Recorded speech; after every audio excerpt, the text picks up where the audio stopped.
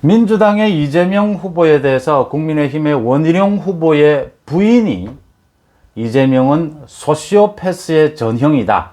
소시오패스는 남의 불행, 남의 고통을 잘 느끼지 못하는 그런 정신병이라고 합니다.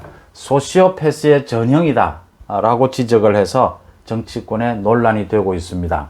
이 부분을 놓고 어제는 MBC 라디오에서 원희룡 후보와 이재명 측의 현근택 변호사가 논쟁을 벌이다가 생방송 중간에 감정이 격해져서 격렬한 논쟁을 벌이다가 생방송이 중단되기도 했습니다. 논란이 더 커지는 모습입니다. 송은재TV 시작합니다. 구독, 좋아요 부탁을 드립니다. 저는 요즘도 서해안을 여행할 때면 그 서해안의 낙조를 보게 되지 않습니까? 서해안의 낙조를 보면서 백제의 멸망, 그 역사를 생각을 하고요. 또 서해안을 따라가다 보면 그 호남 지역에는 땅이 붉은색 황토가 많지 않습니까? 황토를 보면서 백제가 멸망할 당시에 계백장군 오천결사대 그 생각을 떠올리곤 합니다.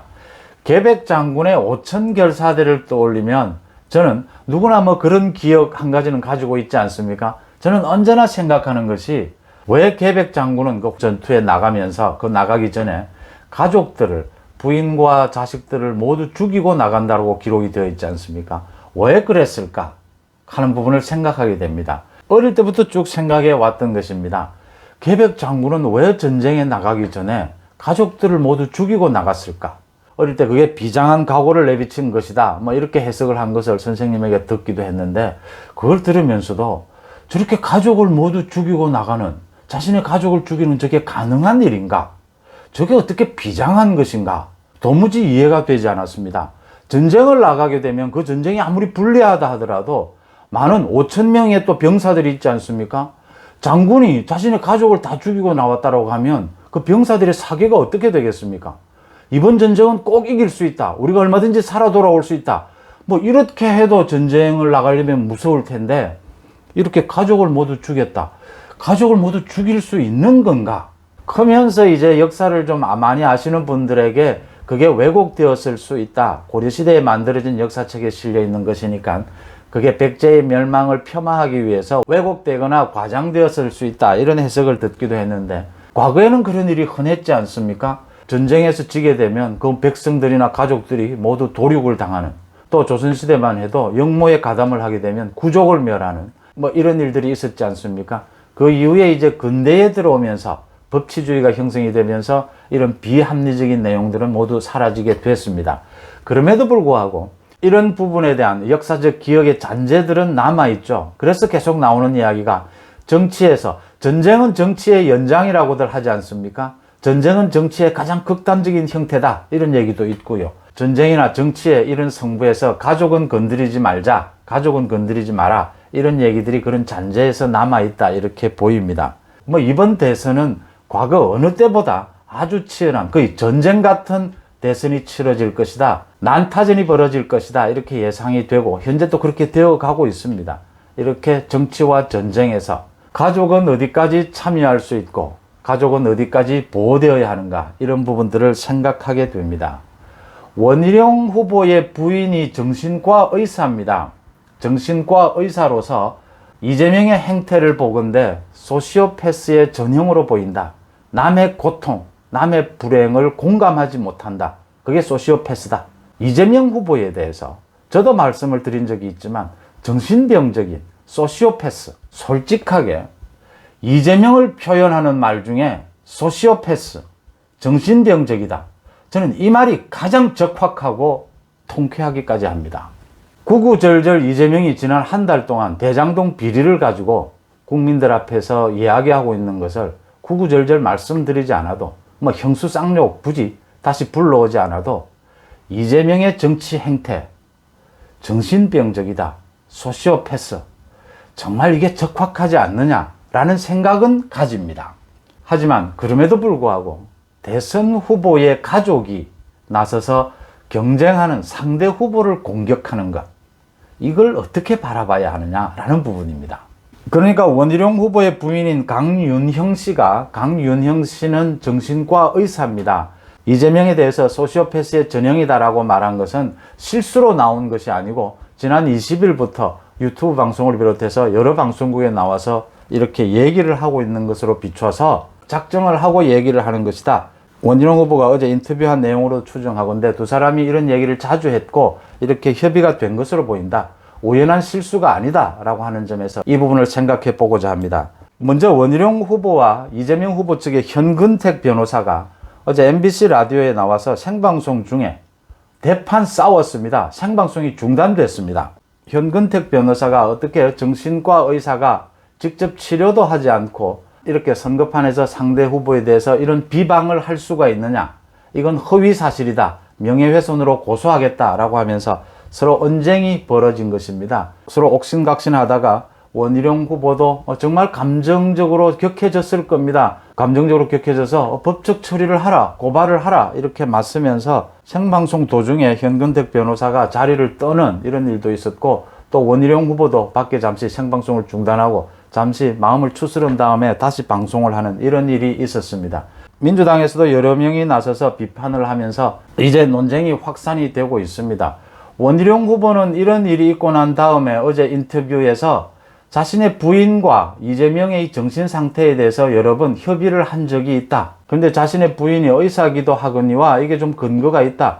이재명뿐만이 아니라 많은 정치인들이 정신 감정을 해볼 필요가 있다. 어제 좀 감정이 격해진 데는 재밌는 이야기를 했습니다. 아내를 내가 지켜야 하지 않겠느냐. 아내에 대한 공격이 들어왔는데 내 아내도 못 지키는 사람이 무슨 나라를 지키느냐. 내 아내는 내가 지켜야 앞으로 남은 여생도 편안하지 않겠느냐. 이런 얘기를 하면서 사과할 일은 아니다 라고 반박을 했습니다. 그러니까 원희룡 후보와 그 부인이 이 부분에 대해서 상당히 협의가 있었고, 또 부인이 이렇게 방송에 나와서 소시오패스라고 이야기한 부분은 작정을 하고 한 것이다 라는 부분입니다.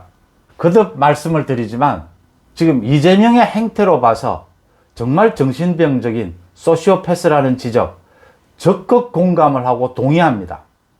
그럼에도 불구하고 두 가지 문제점이 있습니다. 어떤 다른 사람에 대해서 이렇게 병명을 공개하고 그걸 가지고 공격해도 되느냐 라는 부분이 하나가 있고요. 또 하나는 이건 의학적인 부분이고요.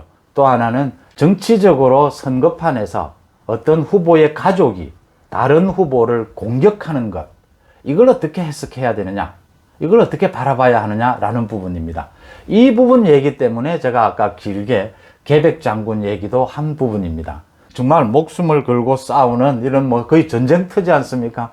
이런 전쟁터에서 가족에 대해서 가족의 위치는 어떻게 해야 되느냐라는 부분을 생각해 보고자 합니다. 먼저 의학적인 부분, 의사가 다른 사람의 병명 또 직접 진단을 해야 하느냐 하지 않아야 하느냐, 이 논쟁도 일리가 있고요. 다른 사람의 병명을 노출하는 것, 그것은 안 되는 것이죠. 그건 정말 사생활로서 지켜줘야 되는 부분이다. 의학적인 부분에 있어서는 원희룡 후보의 부인의 판단이 좀 잘못됐다 이렇게 보입니다. 자, 문제는 이제 정치적인 부분입니다. 정치적인 부분으로 와서 누구나 정치적인 견해를 밝힐 수 있고 정치적 주장을 할 수 있습니다. 뭐 그걸 막을 수 있는 것은 아무것도 없습니다. 문제는 이제 경선판에서 후보의 가족이라고 하는 점입니다. 지금 뭐 예능이나 유튜브 등을 통해서 가족이 같이 출연을 해서 그 후보의 사생활을 보여주면서 많은 사람들에게 친근감을 느끼기도 하고 가족들이 참여하는 경우도 많이 있습니다. 이렇게 자신을 내세우기 위해서 가족을 동원하는 것까지, 그까지 뭐 말릴 필요야 있겠느냐 이렇게 보입니다. 이제 이렇게 후보의 가족이 나서서 상대 후보를 정치적으로 공격할 때 이걸 어떻게 바라봐야 하느냐, 자신의 개인적인 정치적 견해를 말하는 것이 무슨 문제가 있느냐 이렇게 말씀하실 수도 있을 겁니다. 그러나 저는 조금 생각을 달리하는 것이, 우리가 오래된 것이라 하더라도 그 오래된 것에 충분히 지킬 만한 가치가 있다면 그런 전통은 지키는 것이 좋지 않겠느냐. 언제나 바꾸고 언제나 새로운 것만이 훌륭하고 좋은 것은 아니다 라는 생각에서, 전쟁 같은 정치지만 어떤 경우에도 가족은 지켜야 하지 않겠느냐, 가족은 건드리지 하지 않는 게 좋다. 가족을 건드리지 않으려면 그 가족도 상대에 대해서 공격하는 것을 하지 않아야 건드리지 않는 서로 가족을 지켜줄 수가 있다라고 하는 점입니다. 원희룡 지사는 최근 들어서 윤석열 후보에 대한 공격도 좀 하고 이렇게 하지만, 그래도 전체적으로는 이재명 후보에 대한 대장동 비리, 지금 야권에서는 윤석열 후보와 함께 가장 일선에 나서서 정면으로 지금 싸우고 있지 않습니까? 그런 일환으로 부인도 나서서 이재명에 대해서 소시오패스다 이런 모습을 보이고 있다라고 판단이 됩니다. 하지만 이거 다시 한번 생각하고 이 논쟁은 빨리 종결을 하는 것이 어떻느냐라는 것이 제 생각입니다. 정치적으로 가족은 보호받아야 합니다. 가족이 보호받으려면 가족이 먼저 상대 후보를 공격하는 것은 자제하는 것이 맞다. 더 이어서 다른 후보의 가족들에 대해서 이야기할 때도 정말 예의를 지켜서 근거 있는 것만, 증거가 드러난 것만을 가지고 공격하는 것이 맞다.